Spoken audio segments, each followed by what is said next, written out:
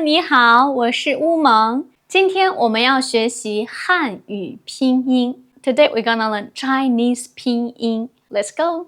The Romanized Chinese phonetic system. This is the content. There are 3 goals in our beginner Chinese Pinyin course. Number 1, why learn Pinyin? Number 2, what are the components of Pinyin? Number 3, how to pronounce Pinyin. So why we have to learn Pinyin at first? First of all, it's essential to correct Chinese pronunciation. Secondly, it's a bridge of spoken and written Chinese, as well as it's a key for beginner to speak and understand Chinese language. Let's move to here. What's the components of Pinyin? Please look at the Chinese characters 你好, 你好, which means hello, and the pink circle is Pinyin alphabets. In Pinyin system, initial plus final plus tone is a syllable. The pink circle is a whole Chinese Pinyin. The blue alphabets are initials, which pronounce n and he. The green alphabets are finals of ni and hao, which pronounce i and ao. The red mark over the alphabet is tones. So we can say initial plus final plus tone is a syllable.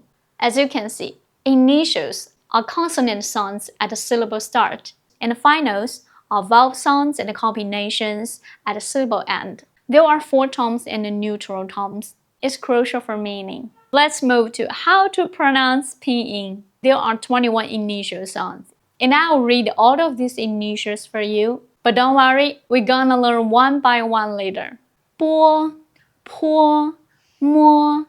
Examples: 八, 怕, 马, 佛. Example: 风, 滋, 呲, 丝. Example: 字, 词, 三, 的, 特, 呢, 了.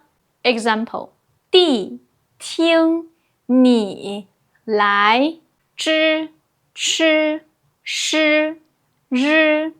Examples: 知, 吃, 是, 日, 鸡, 七, 西.